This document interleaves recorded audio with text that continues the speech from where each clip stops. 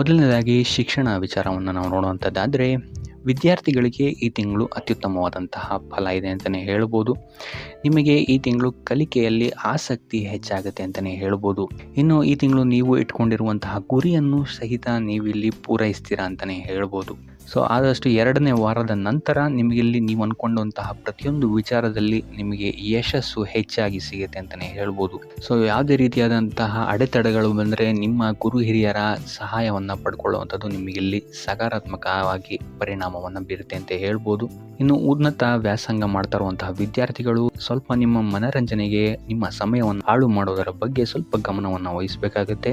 ಹೆಚ್ಚಿನ ಗಮನವನ್ನು ವಿದ್ಯಾಭ್ಯಾಸದ ಕಡೆಗೆ ಹರಿಸುವಂಥದ್ದು ನಿಮಗಿಲ್ಲಿ ಈ ತಿಂಗಳು ಉತ್ತಮವಾಗಿರುತ್ತೆ ಅಂತಲೇ ಹೇಳ್ಬೋದು. ಸೊ ಟೋಟಲ್ ಆಗಿ ನೋಡುವಂಥದ್ದಾದರೆ ವಿದ್ಯಾರ್ಥಿಗಳಿಗೆ ಈ ತಿಂಗಳು ಉತ್ತಮವಾದಂತಹ ಫಲಗಳಿದೆ ಅಂತಲೇ ಹೇಳ್ಬೋದು. ಇನ್ನು ಕುಟುಂಬ ವಿಚಾರಕ್ಕೆ ಬರುವಂಥದ್ದಾದರೆ, ಕುಟುಂಬ ವಿಚಾರದಲ್ಲಿ ಈ ತಿಂಗಳು ನಿಮಗೆ ಸಾಮಾನ್ಯ ಫಲ ಅಂತಲೇ ಹೇಳ್ಬೋದು. ಇಲ್ಲಿ ನಿಮ್ಮ ಸಂಗಾತಿಯ ಆರೋಗ್ಯದ ಬಗ್ಗೆ ನೀವಿಲ್ಲಿ ಒಂದು ಸ್ವಲ್ಪ ಗಮನವನ್ನು ಹರಿಸಬೇಕಾಗತ್ತೆ. ಅಥವಾ ನಿಮ್ಮ ಕುಟುಂಬದಲ್ಲಿ ಒಬ್ಬರು ಅಥವಾ ಸ್ಪೆಷಲಿ ಮಹಿಳೆಯರಿಗೆ ಈ ತಿಂಗಳು ಸ್ವಲ್ಪ ಆರೋಗ್ಯಕ್ಕೆ ಸಂಬಂಧಿಸಿದಂತಹ ಸಮಸ್ಯೆಗಳು ಕಾಣುತ್ತೆ ಅಂತಲೇ ಹೇಳ್ಬೋದು. ಇನ್ನು 2ನೇ ವಾರದ ನಂತರ ನಿಮ್ಮ ಸಂಗಾತಿಯೊಂದಿಗೆ ಸ್ವಲ್ಪ ತಪ್ಪು ಗ್ರಹಿಕೆ ಹೆಚ್ಚಾಗುತ್ತೆ ಅಂತಲೇ ಹೇಳ್ಬೋದು. ಆದರೆ ದಿನ ಕಳೆದಂತೆ ಇದು ನಿಮಗೆ ನಿಮ್ಮ ಕುಟುಂಬ ವಿಚಾರದಲ್ಲಿ ಸ್ವಲ್ಪ ಚೇತರಿಕೆ ಬರುತ್ತೆ ಅಂತಲೇ ಹೇಳ್ಬೋದು. ಇನ್ನು ಒಡ ಹುಟ್ಟಿದವರ ಜೊತೆ ಇದ್ದಂತಹ ಮನಸ್ತಾಪಗಳು 3ನೇ ವಾರದ ನಂತರ ನಿಮಗಿಲ್ಲಿ ಸ್ಥಿತಿಗತಿಗಳು ಸುಧಾರಣೆ ಆಗುತ್ತೆ ಅಂತಲೇ ಹೇಳ್ಬೋದು. ಸೊ ಟೋಟಲ್ ಆಗಿ ನೋಡುವಂಥದ್ದಾದರೆ ಕುಟುಂಬ ವಿಚಾರದಲ್ಲಿ ಈ ತಿಂಗಳು ನಿಮಗೆ ಸಾಮಾನ್ಯವಾಗಿ ಇರುತ್ತೆ ಅಂತಲೇ ಹೇಳ್ಬೋದು. ಇನ್ನು ಆರೋಗ್ಯ ವಿಚಾರಕ್ಕೆ ಬರುವಂಥದ್ದಾದರೆ, ಆರೋಗ್ಯ ವಿಚಾರದಲ್ಲಿ ಈ ತಿಂಗಳು ನಿಮಗೆ ಮಿಶ್ರ ಫಲ ಅಂತಲೇ ಹೇಳ್ಬೋದು. ಕೆಲಸದ ಒತ್ತಡ ಇಲ್ಲಿ ನಿಮಗೆ ಸ್ವಲ್ಪ ಹೆಚ್ಚಾಗುತ್ತೆ ಅಂತಲೇ ಹೇಳ್ಬೋದು. ಸೊ ಇದರಿಂದಾಗಿ ಇಲ್ಲಿ ನಿಮಗೆ ಆರೋಗ್ಯಕ್ಕೆ ಸಂಬಂಧಿಸಿದಂತೆ ಇದು ನಿಮಗೆ ಸ್ವಲ್ಪ ತೊಂದರೆಯನ್ನು ಕೊಡಬಹುದು. ಆದರೆ 2ನೇ ವಾರದ ನಂತರ ನಿಮಗಿಲ್ಲಿ ಸಮಸ್ಯೆಗಳು ಸ್ವಲ್ಪ ಹತೋಟಿಗೆ ಬರುತ್ತೆ ಅಂತಲೇ ಹೇಳ್ಬೋದು. ಸೊ ಆದಷ್ಟು ಈ ತಿಂಗಳು ನೀವು ರಕ್ತ, ಕಣ್ಣು, ಮೂತ್ರಪಿಂಡ, ಚರ್ಮ ಇದಕ್ಕೆ ಸಂಬಂಧಿಸಿದಂತಹ ಸಮಸ್ಯೆಗಳು ನಿಮಗಿಲ್ಲಿ ಸ್ವಲ್ಪ ಬಾಧಿಸ್ಬೋದು ಅಂತಲೇ ಹೇಳ್ಬೋದು. ಆದರೆ 3ನೇ ವಾರದ ನಂತರ ನಿಮಗಿಲ್ಲಿ ಸ್ಥಿತಿಗತಿಗಳು ಸಾಮಾನ್ಯ ಸ್ಥಿತಿಗೆ ಬರುತ್ತೆ ಅಂತಲೇ ಹೇಳ್ಬೋದು.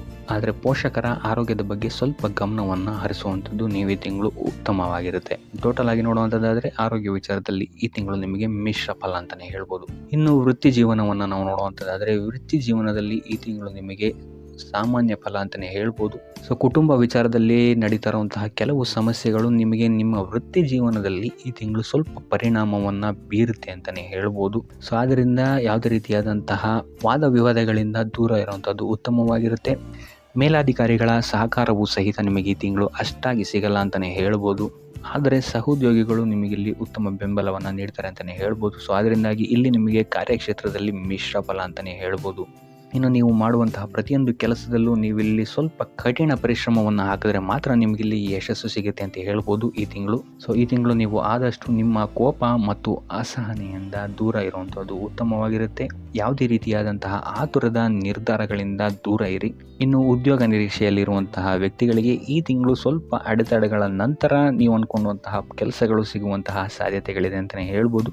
ಸೊ ಅದರಿಂದ ಸತತ ಪ್ರಯತ್ನವನ್ನು ಮಾಡುವಂಥದ್ದು ನೀವಿಲ್ಲಿ ಉತ್ತಮವಾಗಿರುತ್ತೆ.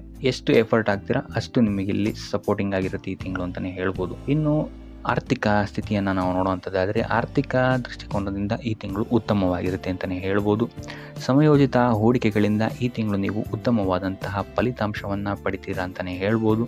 ಇನ್ನು ಇದಲ್ಲದೆ ನಿಮ್ಮ ಸಂಬಂಧಿಕರಿಂದ ಅಥವಾ ಕುಟುಂಬಸ್ಥರಿಂದ ಇಲ್ಲಿ ನಿಮಗೆ ಲಾಭವೂ ಸಹಿತ ಆಗುವಂತಹ ಸಾಧ್ಯತೆ ಹೆಚ್ಚಾಗಿದೆ ಅಂತಲೇ ಹೇಳ್ಬೋದು. ಇನ್ನು ನೀವು ಈ ತಿಂಗಳು ಹೊಸ ಬಟ್ಟೆ, ಆಭರಣಗಳನ್ನು ಖರೀದಿಸಬಹುದು ಅಥವಾ ಐಷಾರಾಮಿ ವಸ್ತುಗಳಿಗೆ ಹೆಚ್ಚು ಖರ್ಚನ್ನು ಮಾಡ್ತೀರಾ ಅಂತಲೇ ಹೇಳ್ಬೋದು.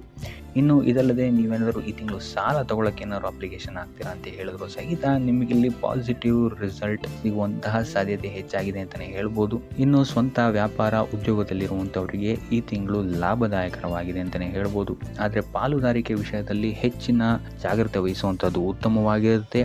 ತಪ್ಪು ಗ್ರಹಿಕೆಯಿಂದ ಮುಜುಗರಕ್ಕೊಳಗಾಗುವಂತಹ ಸಾಧ್ಯತೆಗಳು ಹೆಚ್ಚಾಗ್ಬೋದು ಅಂತಲೇ ಹೇಳ್ಬೋದು. ಸೊ ಆದ್ದರಿಂದ ಪಾಲುದಾರಿಕೆಯ ವಿಚಾರಗಳಲ್ಲಿ ಹೆಚ್ಚು ಗಮನ ವಹಿಸುವಂಥದ್ದು ಉತ್ತಮವಾಗಿರುತ್ತೆ. ಇನ್ನು ಇದಲ್ಲದೆ ಹೊಸ ಹೂಡಿಕೆಗಳಲ್ಲೂ ಅಷ್ಟೇ ನೀವು ಸ್ವಲ್ಪ ಎಚ್ಚರಿಕೆ ವಹಿಸುವಂಥದ್ದು ಉತ್ತಮವಾಗಿರುತ್ತೆ. ತಜ್ಞರ ಸಲಹೆ ಮತ್ತು ಸಹಕಾರವನ್ನು ತಗೊಳ್ಳುವಂಥದ್ದು ನಿಮಗಿಲ್ಲಿ ಒಂದು ಸಪೋರ್ಟ್ ನೀಡುತ್ತೆ ಅಂತಲೇ ಹೇಳ್ಬೋದು. ಸೊ ಆದ್ದರಿಂದ ಯಾವುದೇ ರೀತಿಯಾದಂತಹ ಹೂಡಿಕೆಗಳಲ್ಲಿ ಆತುರದ ನಿರ್ಧಾರಗಳನ್ನು ಮಾಡೋಕ್ಕೆ ಹೋಗಬೇಡಿ. ಆದಷ್ಟು ಮುನ್ನೆಚ್ಚರಿಕೆಯನ್ನು ವಹಿಸುವಂಥದ್ದು ನೀವಿಲ್ಲಿ ಆರ್ಥಿಕ ದೃಷ್ಟಿಕೋನದಿಂದ ಉತ್ತಮವಾಗಿರುತ್ತೆ ಅಂತಲೇ ಹೇಳ್ಬೋದು.